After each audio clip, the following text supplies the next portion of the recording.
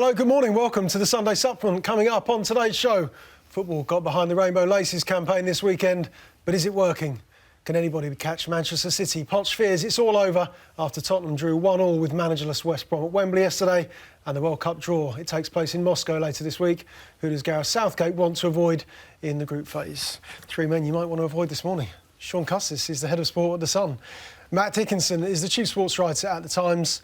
Dom Fifield is the London football correspondent for The Guardian. Morning, good to see you as ever. Don't forget, you can tweet the show at Sunday Sup. The best will appear on your screen over the next 90 minutes. Let's have a look at some of the papers then. Pochettino makes it onto the back page of the Star this morning. He says we've got no chance, certainly in the form that Manchester City are in. Tottenham 10 points behind the Premier League leaders. He thinks it's all over. That's the back page of The Sun this morning. Willian, does he think it's all over? Don't let anyone tell you that goal was a fluke yesterday. The lucky strike, according to the Sunday Times. Willian says he meant it. That was the equaliser yesterday at Anfield in Chelsea's 1-1 draw with Liverpool. Much more to come from this man, Ashley Young. He scored the winner yesterday for Manchester United against Brighton at Old Trafford. Mourinho wants more from his players. But will he keep this one? Anthony Martial on his way to Real Madrid, according to Steve Bates in the Sunday People this morning. The power battle at Goodison Park. That's the Everton story this morning on the back page of the Sunday Mirror. Simon Mullock saying that Bill Kenwright and Farhad Moshiri, they've clashed over the appointment of the next manager to succeed Ronald Koeman. We're out of the race. The Sunday Express, that's Pochettino talking after yesterday's draw with West Brom. And if you want Lionel Messi, he's going to cost you £600 million. Makes onto the back of the Express this morning. Messi signed a new contract at Barcelona over the weekend. Some serious stuff in the Mail on Sunday this morning. Oliver Holt, his hard-hitting column, the anti-Semitic chants that show Russia is not the only racist nation. This is based on first-hand experience of Ollie after the North London derby between Arsenal and Tottenham last weekend, and a subject which we are going to come on to as well this morning. First thing, in a changing world, why did so few players wear rainbow laces over the weekend in the Premier League? Sam Wallace's column this morning in the Sunday Telegraph. None of the players in the West Ham-Leicester game on Friday night wore rainbow laces. Shaun, the campaign itself, let's talk about that first off. Why has football got behind it, and why, and is it working? Oh, well, I think it's working to a certain extent. I'm more aware of it this year than I was last year, and probably the year before. In The Sun, we did a big spread on the subject on Friday, and I'll pull out players from League One, League Two, Championship, Premier League, all supporting the cause, and a match official, I think it was Kevin Friend. None of them, of course, are from LGBT community, but I think the message is getting to people. What I didn't see yesterday was big campaigns, say, outside the grounds. I went to Spurs yesterday. There wasn't sort of bucket collections or anybody selling, say, badges like we're wearing today. I have to say I didn't turn up with this badge today, but I was offered the option, do you want to wear it? Yes, I do. I believe in the cause. It's much like poppies. You know, sometimes you don't wear a poppy, but it doesn't mean you don't believe in the cause itself. And I think the message is getting across to a certain extent. Players maybe are a bit, I don't know, indifferent about it possibly at the moment. They maybe don't see it as a fundamental cause because they're not from the LGBT community. I think you have to be maybe from that community to understand how very, very important it is, but I understand the reason why it's a good cause. It is, of course, a good cause. No one would dispute that. But why does football take it upon itself to promote equality issues?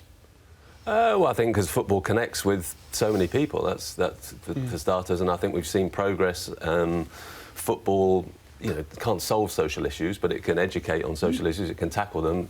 Racism. I think that's one of the sort of success stories of English football, is the way that we've seen, as teams have certainly become very multicultural.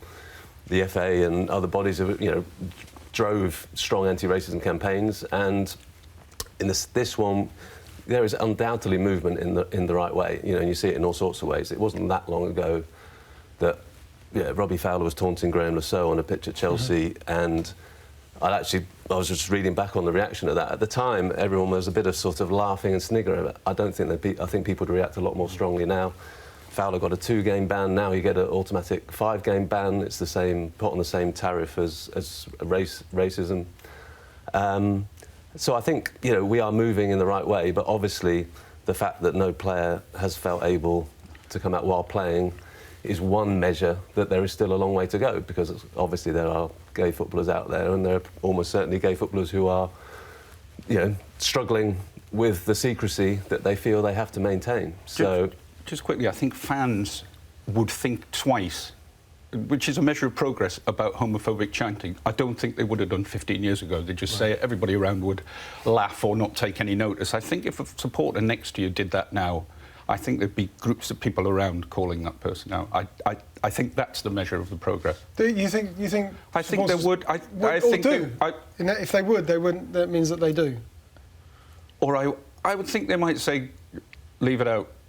I have seen examples of fans doing that. But I think the thing recently. is, I mean, I interviewed Thomas Hitzelsberger, and obviously he came out soon after retiring, and he said one of the hardest things for him dealing as a player was just the casual references in a training. You know, he said it wasn't sort of, people didn't even realise they were being homophobic, but there would just be, you know, you just said, and it was just sort of what some players would think was just a bit of banter, and actually it cut into the core just hearing an offhand remark. But he was interesting, because I think we often think, you know, a player doesn't come out because of the fear of the reaction, but actually he was saying that one of the things he would advise a player is that you shouldn't underestimate how much of a sort of champion they would become for a cause, and that would be a massive burden. He was, you know, he was saying, you know, he came out soon after retiring. He was saying that probably the next player to come out would be on the brink of retiring, because he said it's such a weight to carry. When he came out, he said the world wanted to speak to him. He said, you know, he had to turn his phone off because he was just being bombarded. You imagine a player comes out and suddenly it's not just you're a footballer, prove you can score goals. It's you've got to, you know, be a standard bearer for a cause, and that's not an easy thing to handle. Sure. Liam Rossini made that point in a column in our paper last Friday. It's, on the one hand, he's sort of saying you will become a positive icon, but that will have a major effect on your life if you do come out. But also, he was personally saying he was ashamed that no footballer felt as if they could. They felt comfortable enough to do it yet in the game. He told an anecdote in there, though, which perhaps illustrates why. He was quoting a manager, an unnamed manager that he'd worked with. He's had a nomadic career up and down the leagues, but he said that the manager in the dressing room had said, if I found out one of my players is gay, they wouldn't be playing in my first team.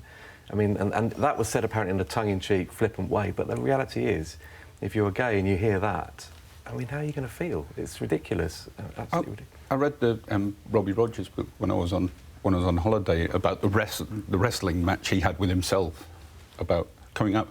But I got the impression from that book that he was actually he thought about it so much that he very nearly did it while he was playing in England, and that he felt it was nearly possible.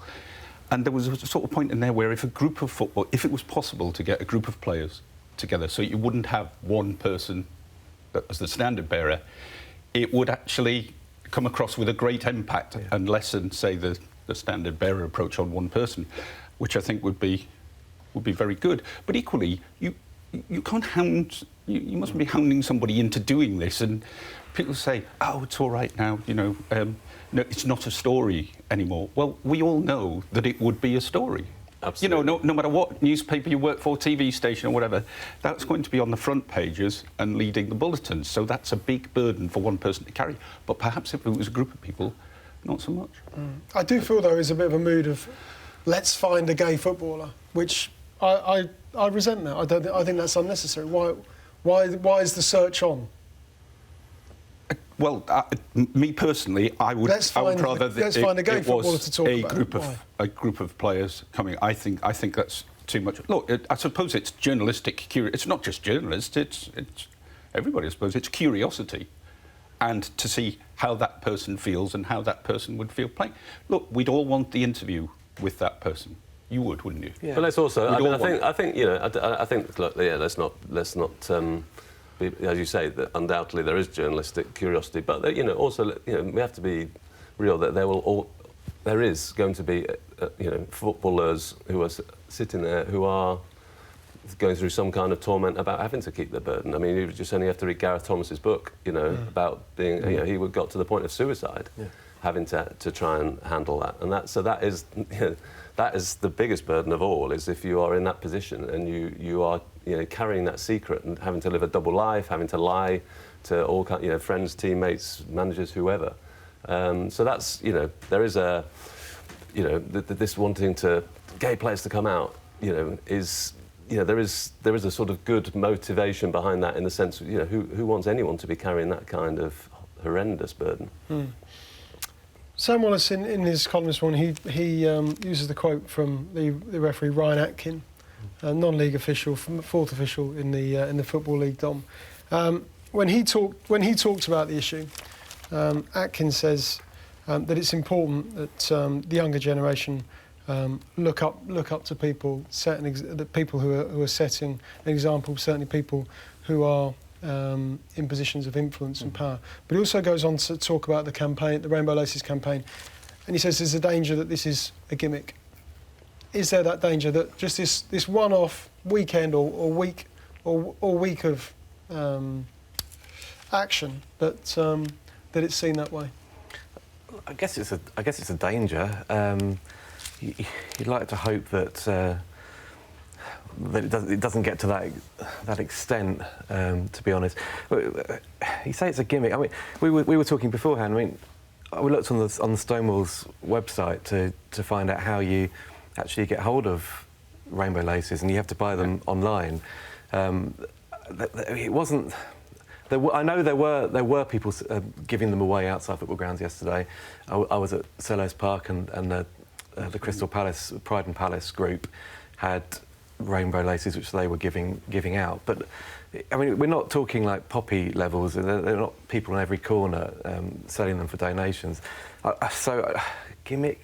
I'm not sure we're getting that way yet. I think I'd like to think that the principles we're talking about here, equality and inclusion, and making sure everybody feels comfortable when they get into a football ground, most people will empathise with that and will buy into that concept. And hopefully, the pipe dream has to be, or the hope has to be that in 5-10 years we don't have to do stuff like this, because isn't one of the problems feels that football is like the last bastion of this. Yeah. It's the last thing to be cracked. We all know people at work who are LGBT, who gay. My daughter's in musical theatre. Nobody bats an eyelid, obviously.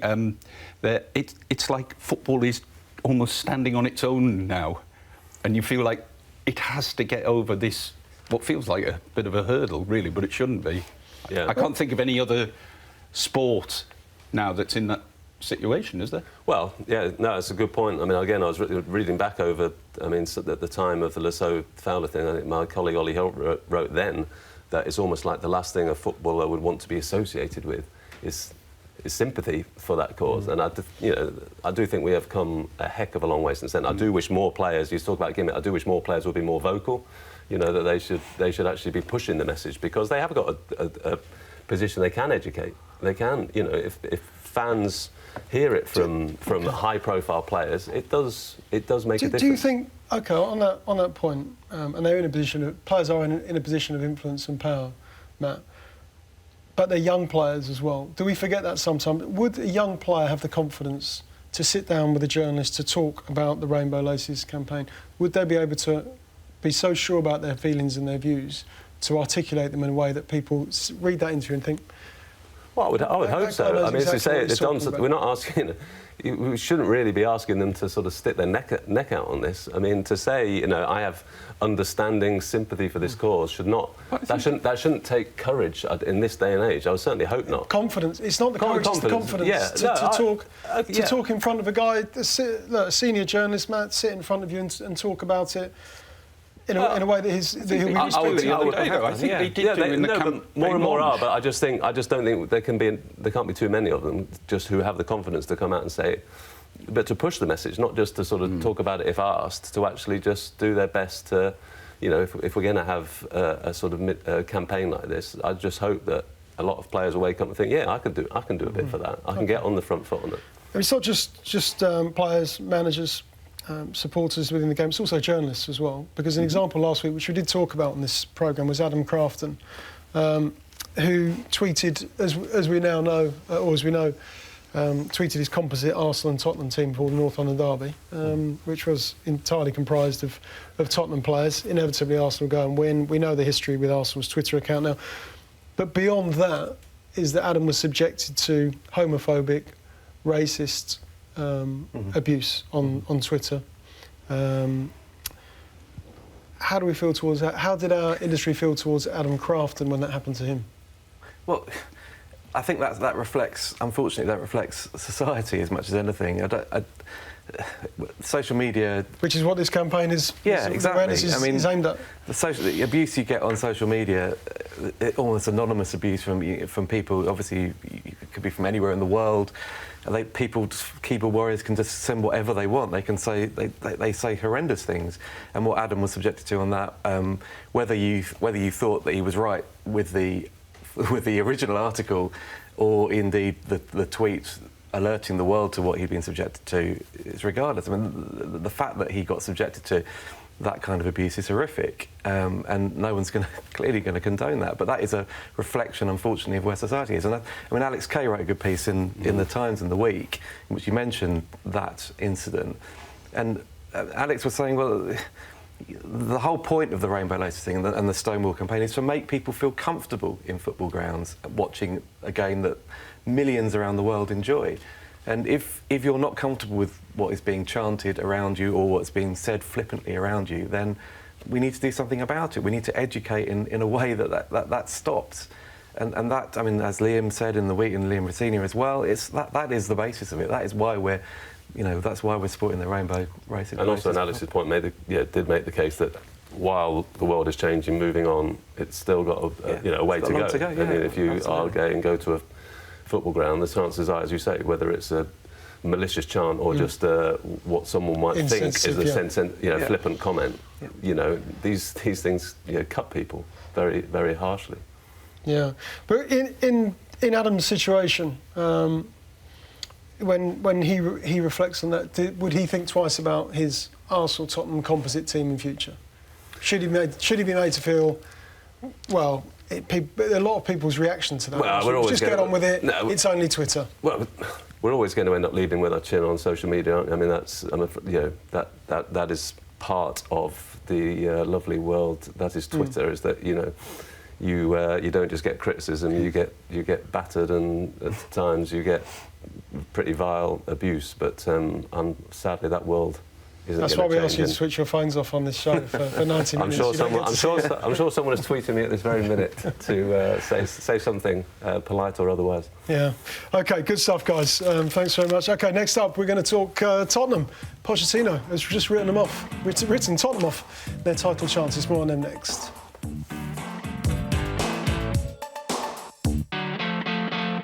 OK, welcome back. Let's talk Tottenham now. Shaun, you were at Wembley yesterday, weren't you? First time you've seen Tottenham play Wembley, at their temporary home, their new home.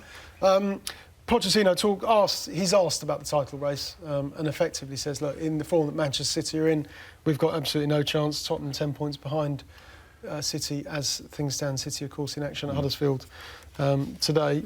Based on what you saw at Wembley yesterday, do they have a chance? Any chance? Look, they could have won it. They did create quite a few chances. Equally, West Brom had a great chance at the end. So what I was surprised about was how flat it was, actually, at the start. I don't know whether that's an acceptance that they probably can't win the league after a bit of optimism at the start, but it was very, very flat. It got going. It was a bit like going to an England game sometimes when you play Slovakia or something like that. It's really difficult to get going.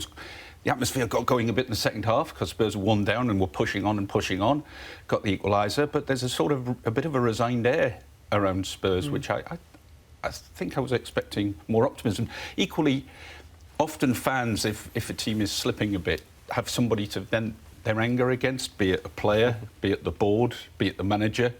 But you can't really complain about anything. You're going to pick on as a player. Poch is loved. Levy's spent some money on their moving ground, so are you venting your anger at just a bit of inertia before you get to your new ground? It's just a little bit of I think it's going to be a bit of not treading water, but it'd be, as Lloris said last week, probably top 4 is what they should be concentrating on. They're still a good side, they're still a little bit concerned about Dele Alli, I would say, as an England fan. I mean, it was sloppy to lose the ball where he did, and I don't think he has been performing well for weeks. So that's a concern, whether it's all the transfer talk. But they're not as dominant or as overpowering as I must say a lot of people were expecting them to be this season. I think a lot of it, you mentioned expectations, a lot of this is expectation management, isn't it? They've pushed for a couple of titles. Yeah. The bar has been raised. It's been raised by mostly by City, but others as well. And, you know, they're fourth, which is, you know, if you go through on spending power, on turnover, budgets, wages, whatever, that is, you know, higher than they should be anyway. But because they've competed for titles, because of Pochettino, because of a few things, people are expecting them to be right up there. And also, they've had incredible highs. So I think, you say about the atmosphere. If you've watched that Real Madrid game, and that was a great night, even as a neutral to be there. The place was absolutely alive. That was a sort of, one of the great Tottenham victories.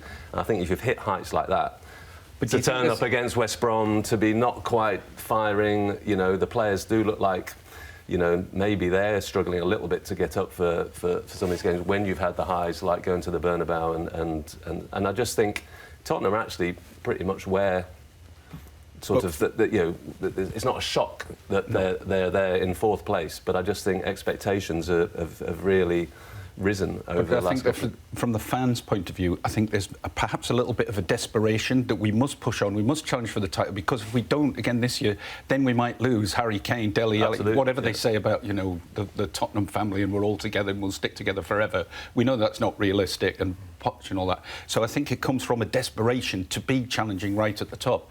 Otherwise, yet again, it will unravel. What about the situation with Danny Rose, Dom? Because he was left out last weekend for the North London derby, and he has talked about that in the week, didn't he? After their Champions League game against Borussia Dortmund, left out again yesterday, training with Eric Lamela, I think, back at Tottenham's training ground. What's going on here? What's the situation with him? Well, I mean, ostensibly he's coming back from a long-term injury, so maybe he can't, play 2 games in 4 days.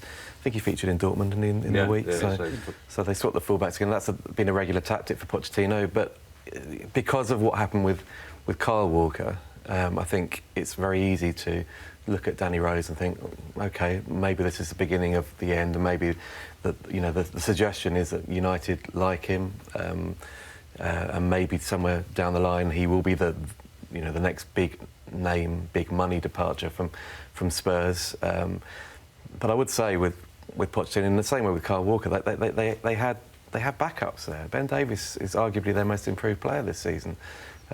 So it wouldn't send out the right message to lose Danny Rose, but it wouldn't be as disastrous as maybe it might have felt a year ago if he moved on at the end of the season and he helped fund incomings over the summer. But how disruptive? Sorry, Dom. How disruptive will it be though to Tottenham? Of course, the interview in the Sun a few months ago with Dave Kidd. Of course, left out last weekend, fuming. Spoke about it in the week and said, yes, I was. Normally players would say completely the opposite. No, I didn't have a problem with it at all. But on this occasion, Rose said, yeah, I was. I wasn't happy about it. I have to say, Danny Rose is so brilliantly honest whenever he gives an interview. It's fantastic for us. And I think it's great for the fans to hear what a player actually thinks. It's not great for the media departments of all the clubs, and Tottenham Hotspur in particular. But is it disruptive to what Tottenham are trying to do? Is it affecting... I don't think is it having any effect on their rhythm and their results? I really don't think that is a problem. I think we're looking for issues like that. If we start saying that Danny Rose... It's also, given the manager's done a book, it's quite hard for him to turn around and say... Tottenham's problem will always be the wage structure, and they'll get elite players, to a certain point where they feel as if they can earn twice as much money at a rival Premier League club. It may be that Danny Rose is one of those players come the summer, and unless that...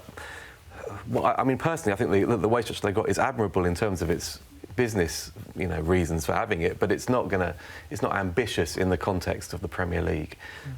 So that will be the issue. That will be the problem. It'll be the same problem with Dele Alli. It'll be the same problem eventually with Harry Kane. But it does feel like Kyle Walker Mark II, doesn't it? And then we found out from Pochettino's book about how they had their troubles behind the scenes, but they knew they could cash in for him. And given what Danny Rose said very publicly in your paper, then it feels, and having the backup with Ben Davies, it does feel like he's the next one that, as you say, you hold an auction for, and you try and get big money and Levy being Levy will bring in someone else for half the price. Two of them have then done it for, if you like, the original group who were going to push on to challenge for the title. Then another one thinks, well, two have already set an example of how you can get out, so maybe I'll try to do it. So be it Eric Dyer, be it Dele Alli, be it eventually, as you say, Harry Kane. I mean, everybody thinks, oh, Harry, you know, he's loyal to Spurs, and he is loyal to Spurs, but he wouldn't be human if you know, he doesn't get his head turned by a major club if they come in and offer him big money and offer a big transfer fee. You're bound to think about it, even if, maybe admirably in the end, he stays put. But you're going to think about it. Yeah. The raw quotes on Pochettino, just going back to that, has he thrown it in? Is he saying this is impossible? Well, he's not saying it's impossible, but I mean, the reality is that, and Antonio Conte has been making this point for weeks, that out the top 6 clubs, the challengers, the biggest problem for all of them is Manchester City. There's nobody getting anywhere close to Manchester City. It is bizarre that the only points they've dropped has been to Everton, who are having an absolute dire season. While City are setting the bar this high, the standards high, none of the others stand a chance. Their hope has to be that they sort of hang on in there. They don't drop wasteful points like Spurs did yesterday, and at some stage, City hit a blip. Been no sign of it at all so far, but I mean that is the only thing that's going to create a title race is Manchester City actually dropping form. Guardiola's been talking about the fixture congestion because, of course, they play in the Carabao Cup as well. The Premier League fixtures is congested in December. Tottenham won't have that problem, of course. They're out. They lost against West Ham a few weeks ago at Wembley Stadium. But Chelsea, a club that you cover, have got that congestion. But it's not just the congestion; it's also the long trips as well. Because you were in Carabao, you came back after that victory in the Champions League. And then, of course, they played at Liverpool last night. Do you have sympathy for Conte and the situation he finds himself in, crisscrossing Europe and also navigating the Premier League fixtures? I have sympathy with him for this week because that is an extreme example. Yeah. I mean, 2,500 miles to Baku. They have to travel out. What it's done to Dom. I'm a broken man. They went on Monday. The game was on Wednesday. I think their plane took off at about midnight, and they got in 2 aborted landings or something daft at Gatwick. They're getting home at about 5 a.m. on Thursday morning. He had a warm-down session on Thursday afternoon and then 1 training session for a game at Anfield. So that is... Where they played very well. Where they played very well. Especially in the second half. And I would say that the logistics of it are a nightmare for Baku and back. But actually the game was such a doddle, they didn't actually exert that much energy. I mean, they could rest players. The game was over after 19 minutes when Carabao are down to 10 men. So it could have been a lot worse. And I think it's no surprise that when they brought on Willian and Fabregas, who had had a bit of a rest, they made the difference and they got the equaliser. There are a couple of things on that. I mean, Conte is complaining about television channels and the fact that the Liverpool game wasn't moved to the Sunday. Logistically, again, it's impossible for TV channels to do anything about that. Apparently, those games were picked in mid-July, and Carabao didn't even know they were playing in the Champions League until virtually the end of August. So, I mean, that's just a reality. Chelsea walked away with £150 million for winning the Premier League last season, largely from media rights. So you can't complain about the TV. That's very much Pochettino's point. I think he wrote about that in his book, that, everyone wants the glamour of being on television, everyone wants to be seen. So and then as soon as the fixtures come out, we start moaning about, oh, we've got to play this time, and now fixtures are being moved around. Yeah, I mean, you can't have it both ways, and, the positives outweigh the negatives on that. Conte will use this, I imagine, as evidence for why he needs a deeper squad, and I suspect he'll be going straight to Marina Granovskaya saying, well, look, I need more players come January. Some of those 40 on loan might come in handy. Yeah. No, it's just interesting me watching. If I was a Chelsea fan and I'm watching Drinkwater yesterday and not playing, basically trying to support strikers, I'm thinking, what about Loftus-Cheek?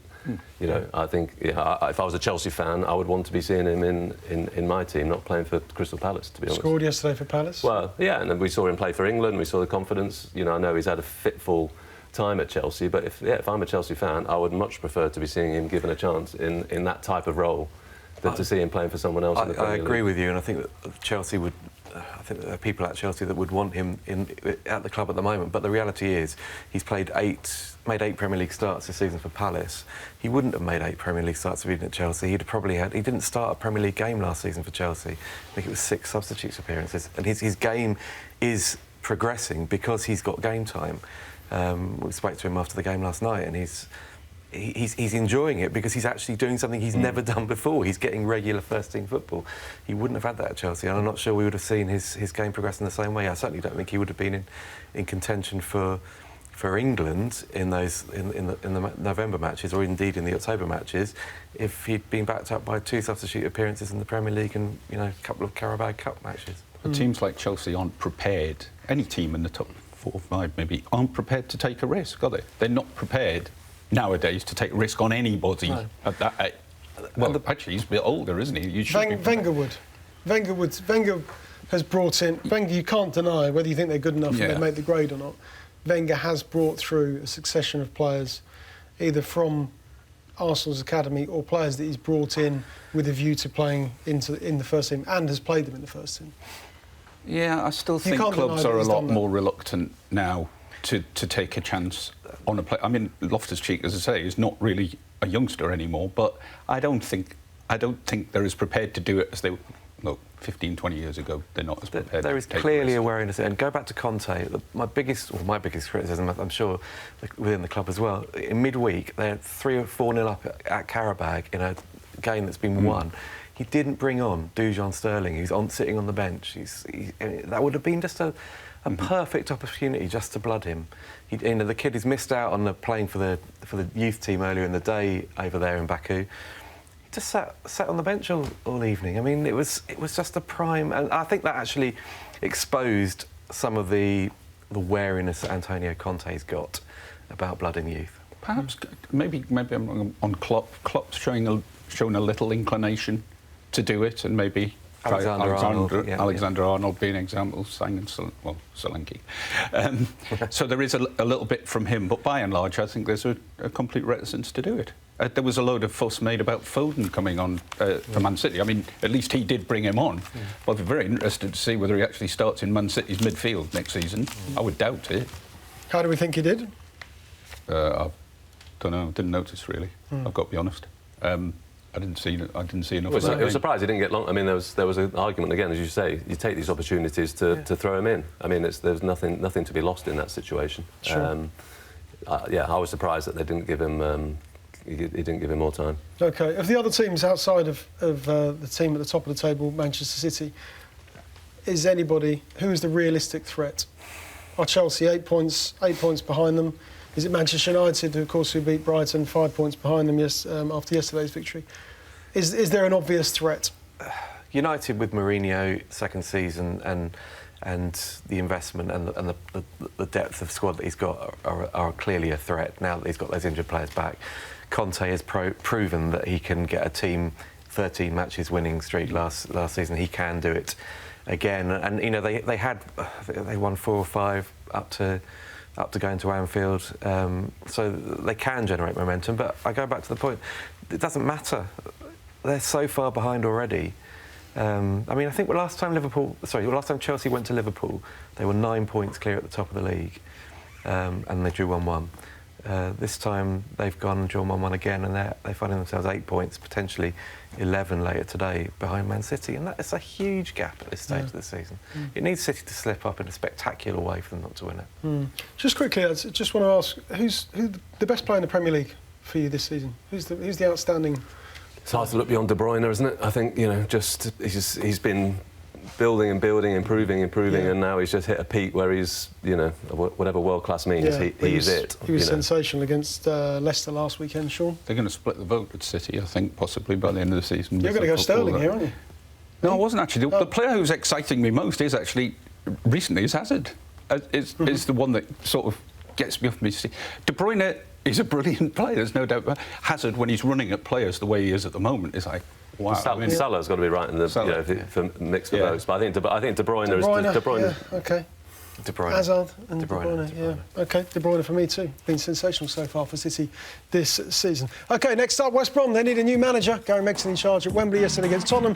Who are they going to get to succeed? Tony Pulis. More on that next.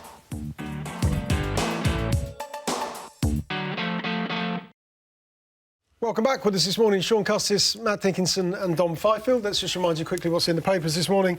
Pochettino's quotes yesterday after the 1-1 draw with West Brom at Wembley Stadium. We're out of the title race. He doesn't think they can catch Manchester City. They're 10 points behind as things stand. City play Huddersfield later today. Everton's power battle, that's Farhad Moshiri and Bill Kenwright. That's on the back page of the Mirror this morning with Simon Mallock. The Sunday Times, don't let anyone tell you this was a fluke. The Sunday Times trying to. A lucky strike. Willian's equaliser yesterday for Chelsea up at Anfield against Liverpool. Back of the Sun, he stinks it's all over. Pochettino out of the title race, according to The Sun. Oliver Holt's column, hard-hitting stuff. The anti-Semitic chants that show racism that show Russia is not the only racist nation. This is based on personal experience after the North London derby between Arsenal and Tottenham last weekend. Ollie writes about that in his column today. Sam Wallace writing about the Rainbow Laces campaign in a changing world. Why did so few players wear them over the weekend in the Premier League? We've discussed that in part one of today's programme. We're going to discuss West Brom now, Matt, and Tony Pulis. The decision, first of all, to sack Tony Pulis, a manager who's never been relegated from the Premier League. Was it time to call it quits? It looked a bit like, his body language and everything. It looked like he sort of almost knew it was time, which I think sort of tells you something. It did look like, a regime that was not going to turn anything around very fast, to be honest. And ultimately these sackings are driven by fear, aren't they? Fear of relegation, fear of losing 100+ million quid, and that certainly concentrates the mind. And it had the sense of something that had run its course, to understand, and Tony's own reaction seemed to have that. So it's at a time of season where they think they've got plenty of time to galvanise and turn it around if they make the right appointment, which is that's the hard bit. I mean, the one thing I think we're going to go on to Everton, but the dangerous thing for these clubs is when you make a sacking without actually knowing what you're going to do next. That always surprises me. I mean, these things, you don't sack a manager at sort of 5 minutes' notice. You should be giving it thought. So, having made that choice, they've really got to get it right now. Yeah. Gary Megson talked yesterday. Well, he hasn't ruled himself in or out, judging by his press conference at Wembley after that 1-1 draw. Would they turn to him, former West Brom manager, of course? Some time ago, or do they turn elsewhere? Alan Pardew, of course. I'd be surprised. I mean, Alan Pardew's an interesting one. I mean, I know it's been aired a bit with David Moyes going back to West Ham. There's been a lot of debate, certainly in journalism, a few articles about the clubs sort of looking to the same old, and Sam Allardyce being talked about it. But again, back to that word fear. There will be some excellent up-and-coming managers in the Championship and beyond, but if your sacking is made out of a position of fear, then the last thing you're going to be doing is probably taking a chance. So someone like Alan Pardew, who has taken Newcastle up to giddy heights, as Shaun will know, who has had a surge with Palace, taking them to Wembley, someone like him who has a track record. Okay, there is a debate about why he can't sustain at clubs. I actually did an interview with him since he's been out of work, where he says he's been wrestling with that himself, talking about whether he thinks he asks too much of players, whether he tries to squeeze too much out of them. But I think, he has a record as a galvaniser, certainly someone who comes in and actually does lift the place. So if you're West Brom, I can see why he is in the mix, because, he has been seen to be able to come in and bring some sort of dynamism to a club, and they certainly need that at West Brom. Your man, Sam Allardyce, has been linked with West Brom, but he says he seems to be happy. Why would he go to West Brom? He turned down Leicester, which probably is in better shape. Not necessarily financially, but just as maybe a feel-good club. And he didn't go there, so I don't see why he would go to West Brom. He has a bit of a link with them because he was a coach there in the late 80s, but I never felt that was one for him.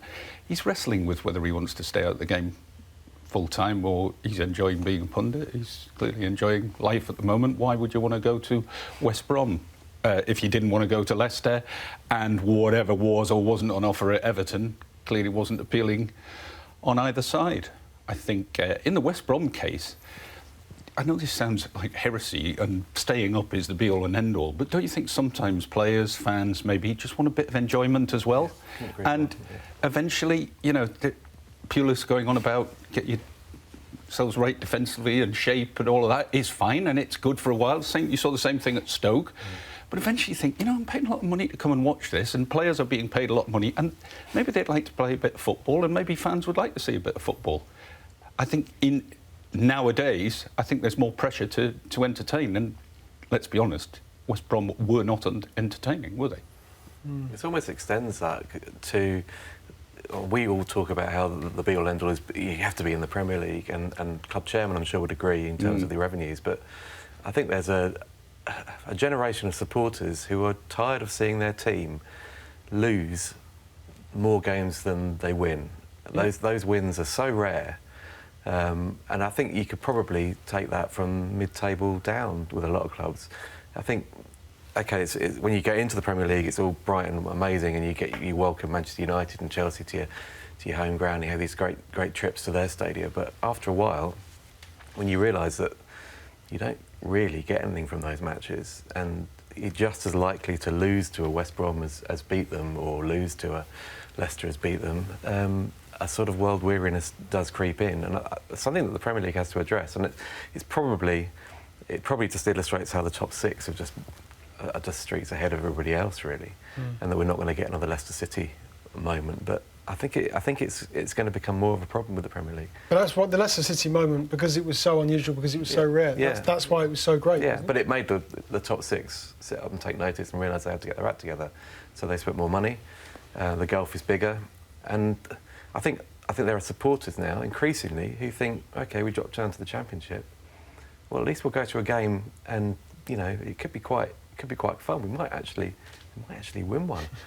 You say that. I think every time again, it's a very worthwhile debate. It's been out there. But then, just when you think that Huddersfield come along and take on Man United, or something happened. I mean, with Huddersfield, Man City today. Yeah, of course, absolutely. I doubt it's going to happen then. But football is the sport we love for a lot of reasons. But one of it is because individual results do just come out of absolutely nowhere. Yeah. And I think there's a great contentment among fans as well. If you're one of the clubs lower down the Premier League, if you get a 0-0 draw against Man City, for instance, and stop them scoring, you do walk away from that game with a bit of kudos and think, hey, yeah, we did it. You don't walk away from that game probably saying, I wish we played a little more expansive against Man City and, got our wingers around the full-backs and all that. You don't think of it like that. It's just in the games where the two mid-table sides, you're playing against the bottom side, it's not enough to just block up and hope you're going to win it on the break. Especially when you think that you've made massive investment into the squad, you expect something different. With Pulis, the reality was that those methods weren't working anymore. That's why they're in the position they're in. Maybe because, as I say, players eventually hearing the same message get a bit bored and think, you know what, I'd love to be just able to go and play a bit of football and enjoy it a bit. Okay. Newcastle fans aren't enjoying the football at the moment, are they? They lost to us today, again. 3-0 at home to Watford. The big week, because they've got West Brom in midweek, and then it's Chelsea away, isn't it, after that? And nobody's going to be booing Rafa, obviously. It feels a bit like Brexit at Newcastle at the moment. We're waiting for what's going to happen. Is anything going to happen? When will it happen? You're referencing the takeover there. In the takeover. Yeah. When it was first mooted about Amanda Staveley, typically with Newcastle fans, we'll go, yes, great, brilliant. Mike Ashley's leaving, there's going to be new investment, somebody's coming on. And as we've gone on, as I rather suspected it would be, it looks like it's dragging out a bit. Mike Ashley wants a certain price. She and her partners, whoever they may be, and nobody seems to know, is putting caveats in and not prepared to go that price. If Newcastle drop nearer to the relegation zone, will her price come down? Will there be more caveats in the deal? And it already feels like it's getting too late for there to be any investment in January. So it's quite a concerning time all round. It certainly doesn't look like it's over the line. I'm not 100% convinced it will get over the line. Look, it may do, but I wouldn't put my house on it. It's very rare that takeovers happen when the people taking over the club are all over the media in advance of the takeover. Normally, the Abramovich situation, bang, overnight, here's the new owner. Well, when she was connected with Liverpool a few years ago... But that didn't go through either, yeah. That didn't go through, and she was pictured in a lot of places. I think that's partly the reason for my scepticism about whether it'll go through in the way we want. Look, something might go through, but whether it goes through with a I'll pay Mike Ashley what he wants, he'll leave happy, and there'll be 100 million for Rafa to invest. It's not going to happen like that, isn't it? So it's... And who's going to run it? I mean, that's the other thing. Who's actually going to run the club? Who's going to be sitting down with Rafa and saying, well, you can do this, but you can't do that, or this is how much cash is available? Who are these people? Exactly. I don't know. Yeah, like Shaun said, there's anything... I know the fans will say anything but Mike Ashley, but actually there's a lot of hard questions I'd still want answering before I automatically assume that this is an improvement or an upgrade. Well, I've given Ashley a bit of stick, I think, over the years for not investing in that. I understand his position now. He's thinking, right, I want the best... He wants the best price he can get. In my view, there's nothing wrong with him doing that. And I understand why he will certainly be a bit more diligent this time round than he was when he bought it, when he didn't even realise there was a debt of 90 million quid. So I think he'll look at it a bit more carefully and he'll be determined to get the best deal for himself, which I sort of understand. OK, is Rafa, OK, you said he's in there's no danger, there's no issue with the supporters and the trust and relationship between supporters and Benitez, but the club have lost their last 4 games. Indeed. The takeover talk, is that a distraction? We talked about the distraction of Danny Rose earlier, whether or not that was Newcastle. Can this be used? Is this any kind of excuse? I think we feel like that as fans. We want it to move on. We want to see what the progress will be. It doesn't feel like that at the moment. On a playing issue, I mean, I'm a bit of a Mitrovic fan. I don't understand why Mitrovic doesn't start. I'm told he doesn't show in training so well and stuff. Every time he seems to go away on international duty, he's scoring all the time. And I don't quite get why he's always left on the bench. I feel like he needs a bit of a shake-up and give him a try. But clearly Rafa sees him in training, doesn't trust him and doesn't want to go for it. But I'd love to... This will sound terrible. I'd love to stick him up there, bang a few balls up to him and let him mix it. Oh, hit the big man. Yeah, I like it. Yeah. I would, yeah. Well, it's not working the other way with your Palace man at the moment. And I'm quite an admirer of Dwight Gale, but it's not working that with him either. He scored at Manchester United last week. Yes, he did. But again, Rafa doesn't totally trust him either to be a starter. But that was always the problem at Palace with Dwight Gale, because Palace played one up and he wasn't the one, unfortunately, because he didn't lead the line that way. No. OK, he did score last weekend at Old Trafford, though. Newcastle went on to lose that game. OK, next up, we're going to talk international football. It's the World Cup draw. It's in Moscow next week, on Friday. Who does Gareth Southgate want to avoid? We'll tell you next.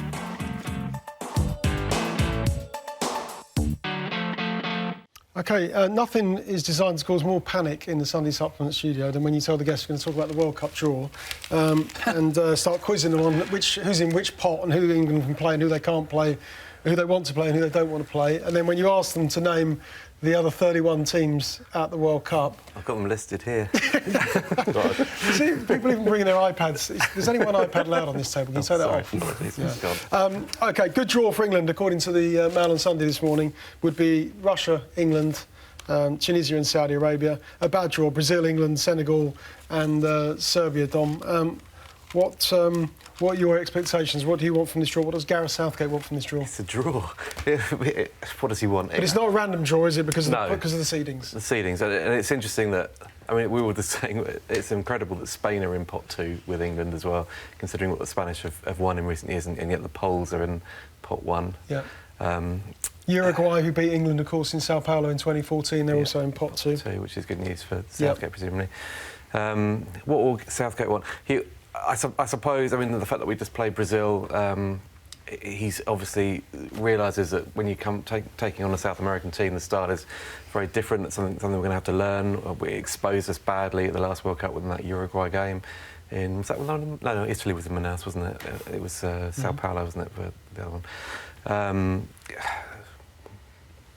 You can't have more than 2 European teams in any one pot, so I guess it would be great if England did draw Poland from pot 1, and then we don't know anything about Senegal or Egypt, for example. Why do we think that this would be an easy one for England and this would be a harder one? Because history shows that, every time we get a draw, we thought it was easy and... Well, so what he mostly wants is to avoid the chairman doing that gesture like Greg Dyke did last time, and to be fair to him, he turned out to be spot on. He was ahead of his time. But does anybody think anybody we play nowadays would actually be easy? after the Iceland experience, after drawing with Algeria and South Africa. I mean, why would anything be easy? I hesitate to think that England were guaranteed to get through to last 16. I think that's a very fair point, well made, given what we've seen in recent tournaments. The last World Cup obviously went out the fastest we've ever gone out of a World Cup.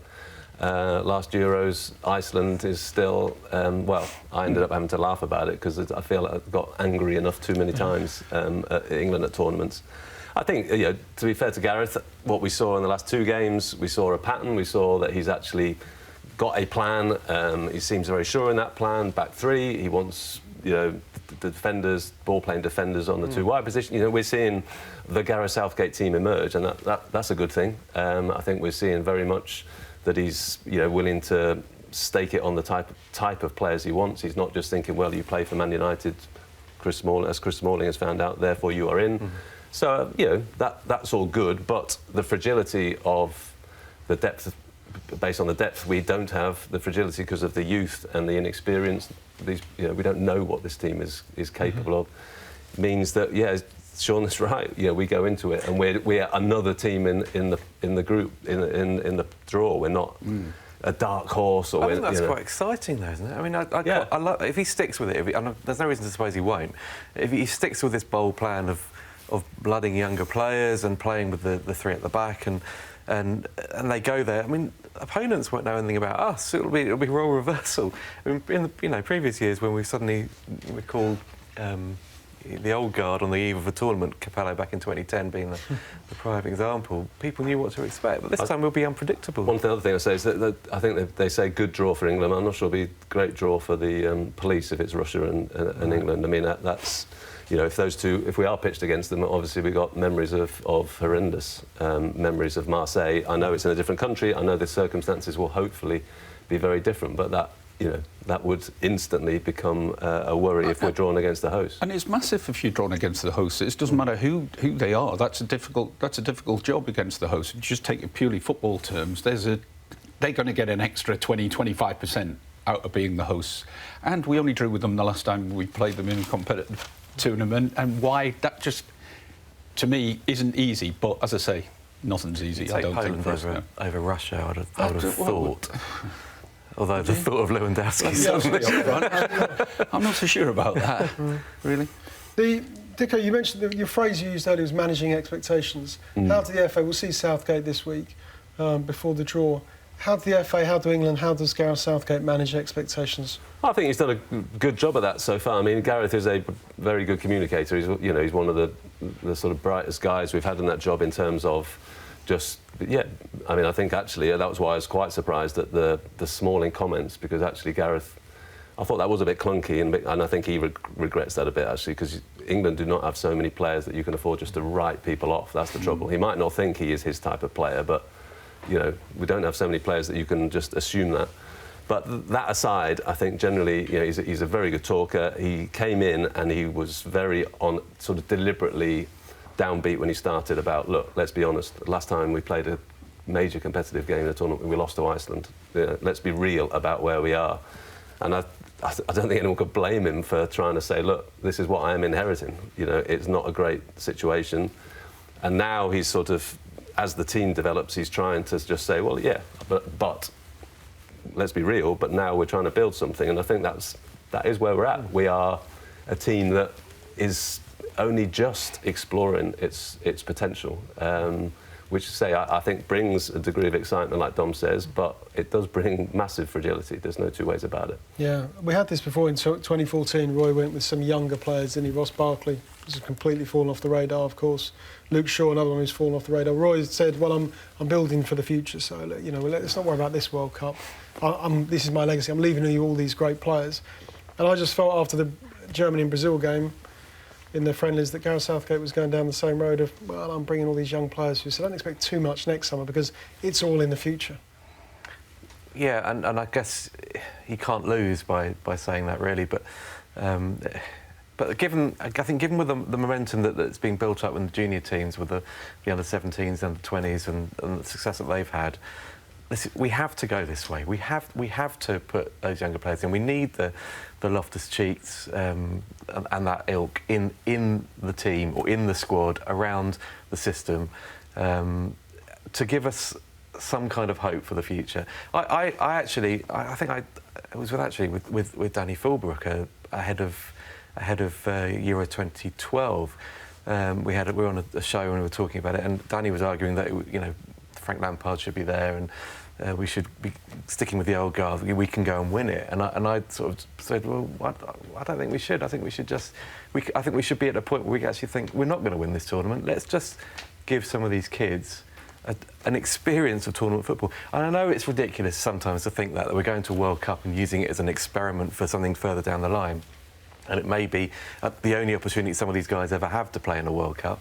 But sometimes you just have to think more long term. And I get the impression so far that Gareth Southgate is doing that, and I would praise him for it. Don't you think we've been talking about getting rid of the old guard since 2006? It was always get rid of the old guard, and then obviously we didn't qualify for 2008. Now we really must get rid of the old guard, and then 2010, well, Fabio wasn't too sure about... We go through this thing all the time. Should you have experienced players? Should you have the younger players? Surely the mix, if you can get it, is the ideal thing. But I think interesting is the fact is that some of what would be called the old guard now are not actually not performing. Yeah, well, if you're looking at someone like Theo Walcott or Sturridge, or these guys count as old guard now. But unless you are doing it for your club team, then the case for you actually being there is diminished, isn't it? We'll share another one this week as well, talking about Oxlade-Chamberlain, these guys who would now almost count as old guard, albeit 25 plus, fine, I think they deserve to be looked at, but they can only be looked at if they're actually performing for the clubs. But equally, the Loftus-Cheek argument, he should be in the squad, he should be there after, as you say, 8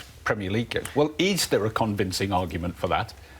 If he plays well over a course of a season and he ends up playing 36, 37 Premier League games. Harry Winks had a good game for England when he played. Is he a definite in the squad? And then you end up with like 14 midfield players, and you think, well, I've got to knock some out. And you think, well, Loftus-Cheek really didn't play that many, but we should take him, really, should we? Because we've got to build for the future.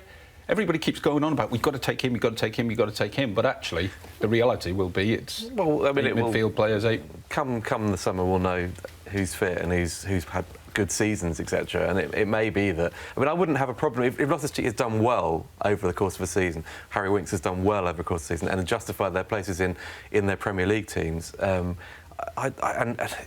rather than taking someone like Jack Wilshere, who is a fringe player at Arsenal and could easily be on the move in January potentially. Not arguing with that at all. Yeah. But if he was ever fully fit, he would be a definite. I would have said to go, but of course that's not the case. Yeah. Equally with Sturridge, I'm sort of with you on Sturridge. If he was ever fully fit, I think he's a good player as well. But same with Danny Welbeck. They've got pedigree. I think history has shown with a lot of England squads that when managers decide to take players who aren't fit, it doesn't work. Yeah. You almost should rule them out now. Well, almost. Presumably start wincing with when the metatarsals start happening in February and March time. It was funny. Harry Kane went down yesterday, and it was suddenly. I was thinking, are we too early to go? World Cup worries. But you do start wincing again. There's so much variables before we go, but you would hope. I mean, one of the disappointments of those friendlies was that there's no doubt that Gareth will look to Tottenham as a spine of his team. Dele Alli's not having a great season, but if he can get some form, if you're looking at Eric Dyer, Winks, Dele Alli, Harry Kane, plus potential fullbacks as well, that could make a big difference. But that all depends on Tottenham's momentum going into the last couple of months of the season, what kind of mood and confidence and form they have, because it will be collective as well. Okay. So. All right, let's just... so the draw is on Friday, as we know, in Moscow. What will be acceptable for Gareth Southgate next summer? Well, I think, they come home to fanfares and open-top bus parades and if they stand at the airport, if they go out fantastically in the semi-final, if they... What's acceptable? Acceptable for me has got to be... Acceptable for me has got to be the quarter-final. That's acceptable. Last 16's not. Can I see the groups first? I mean, that's obviously going to... the fact is... If we're supposed to be making progress, if you get the toughest possible group there, they'll do well to get out of that. I mean, if you get Brazil, who is it? Brazil... Denmark, Sweden. Yeah, I mean, Iceland. that's, I would hope that they get out of it. On seedings, they should, but that's not, that's up against it from the start to get to the first... If we're supposed to be making progress and coming back and online for 2022 or whatever, then it's got to be quarter-final. I remember when quarter-finals used to be unacceptable. One thing I also say is that however down we get about them, the fact is if they play a big game against someone, there will be 20 million plus watching it, and it's the only thing that will happen next year, that there will be 20 million plus watching on television. So. But Dom, we haven't forgotten you. I look at Italy and the Euros, and they got Antonio Conte got praised to the hilt. What did they get to the quarterfinals?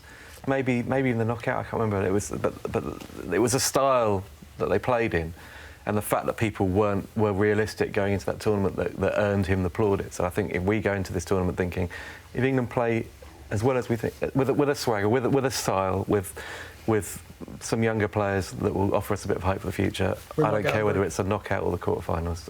I mean, as long as there's some kind of project, then we can get behind it. And at least we're going. Okay. We could be Italy or Holland.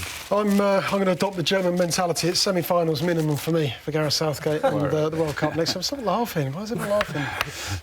Gareth, semi-finals. OK, next up we're going to talk Everton. They need a new manager, need one fast, after another defeat against Atalanta in the Europa League in the week.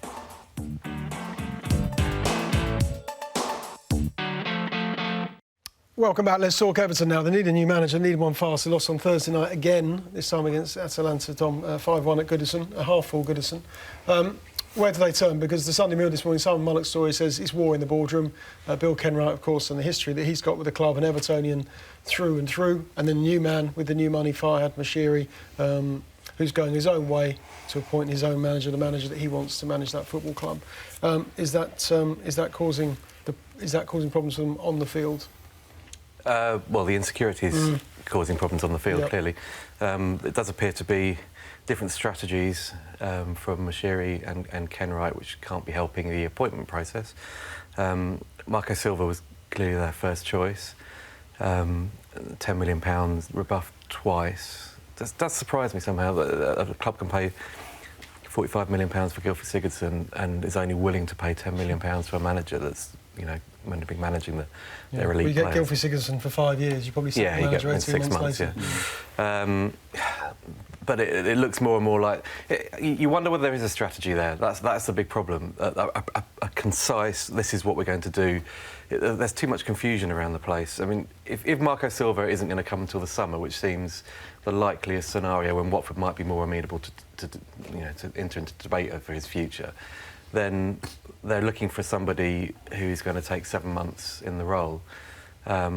So automatically you go to the same old candidates. Sam Allardyce, why would he take it, as Shaun said earlier? Tony Pulis might be interested, but would the fans put up with that? I wouldn't have thought so, because of everything that's associated with Pulis football. They're not going to stick it with David Unsworth. I mean, I saw Everton at Palace last week, and that is the worst Everton side I've seen in years. I can't understand, even with the lack of Lukaku, and obviously you've lost the focal point and a goal scorer by selling him. I can't understand how a club can spend 140-odd million pounds, or whatever their outlay was, and be so much worse. They were a shambles, absolute shambles of a performance. They got a point, and it was almost like they were revelling in that. It was sort of triumphant getting a point against a team that was marooned at the foot of the table. But it's a mess. It's a mess, and they need a concise strategy, and they don't appear to have one. You wrote about Farhad Mashiri and his regime at Everton in your column. Yeah. Well, it's exactly that point. The lack of a strategy. It's the classic. It seems to me the classic sort of mistakes of a new owner, where he's come in and you're in that sort of blur of excitement, but actually, and he is very much, he wants the hands-on of the appointment, which I guess he would say when you're putting in a lot of money, you want to make that decision. But then, of course, you've got an issue. He's not. You've got Bill Kenwright, long-standing chairman. You've got a chief executive. You've got a director of football who, basically, people at Goodison Park are asking, well, what's he directing? He doesn't seem to be involved in the recruitment process for the exactly. managers, So there's big question marks over him. What's his position? What's he doing there? So I think, I understand why Simon Mullock's written that story. I think there's plenty of justification to it, and I think say Mashiri wants to be hands-on, but it does. It got to the point with Marco Silva where Watford sent them a cease and desist letter in midweek. So he says, right, we're about to appoint someone, but only 4 days ago. They were trying that hard that Watford had to send them a lawyer's letter saying back off or else. Yeah. I mean, the two O'Neills have been mentioned as potential, but again, let's bear in mind, Mashiri said, this is, I think he used the phrase, this is the new Hollywood of football, the Northwest, because of, you got Klopp and Guardiola, Mourinho, and he was talking about a manager on that stature. So he's put himself under pressure in that way. He's talking about, like, again, a lot of new owners, global ambitions, new stadium, and he's come in and he's finding actually it's easy to make those promises and a lot harder to deliver, especially if he wants to make that decision. But what's his expertise to make that decision? But didn't you think the moment it was first meeting, when Mashiri came in with that money, the moment everybody said, but Bill Kenwright's going to stay on as chairman, the moment that happened and that he's still going to have a very big influence, you thought, is that really going to work? The man who comes in with the money is going to say, OK, well, what do you think, Bill? You were always going to have this conflict, unless he just came and said, right, listen, I'm putting all the money in, this will have to change. You can really only have one boss at the top, and it seems like they've definitely got two. I think I'm told, that there is an expectation that Mashiri will do the full takeover in the next, whether it's a year, 18 months or so. And he is calling the shots, there's no two ways about it. He's got 49.9%, he's got the biggest shareholding, and he is the guy who is saying, yes, I will pay 45 million for Sigurdsson. So he is sort of effectively in charge, but it is creating, there was the classic, this on Friday, where he went on TalkSport, and the first David Unsworth, I don't think any of us expected David Unsworth to get that job, but the first he finds out that he's not got the job is via TalkSport. And that's a symbol, I guess, of the dysfunction that's going on there at the moment. That it shouldn't happen that way, should it? No. There is a huge loyalty to Everton people at the club, isn't there? I saw Phil McNulty of the BBC say something in the week like, what does Duncan Ferguson do? Just throwing it out there, understandably. Back it comes with a rush of stuff. So that's being debated as well. But there is an understanding on the Kenwright side of it that he likes to keep people around who are very loyal to Everton, and maybe that... Do you admire that? Do you admire that? I think there's some admiration for it. Clearly Unsworth was doing a very good job. Clearly Unsworth was doing a very good job at under 23 level, and they were very happy with that. So, again, you can understand why they thought, well, let's give him a chance. But that's the trouble. It'd be interesting. The new guy comes in. Do you then, if you think he's been doing a good job, but you've given him this chance, and then you've treated him, I don't think, with great sort of professional respect by doing that on Friday. Is it easy then for him to go back to the job he was doing before with the enthusiasm that he had when he actually thought, I'm going to give myself a chance? So there are so many layers at which it is dysfunctional at the moment. Obviously, the summer signings as well, which Koeman does have to take. I do know there were discussions internally. Are we sure about number 9 position? Are we really sure that we've got enough? Why have we got 3 number 10s? Why are we signing Klassen as well as Sigurdsson, as well as giving Rooney a big wage? Koeman has to take a big chunk of that, but it's clearly a mistake. I mean, absolutely. Yeah, certainly is. OK, we have to leave it there. Unfortunately, we've run out of time. Thanks so much to the guys for joining us this morning. Shaun, Custis, Matt Dickinson and Dominic Fifield. OK, don't forget you can download the podcast from all the usual places, or you can catch up on demand. Thanks so much for watching. Thanks for all your tweets. We'll see you next week. Same time, same place, 9:30. Bye. Sky Sports. Feel it all.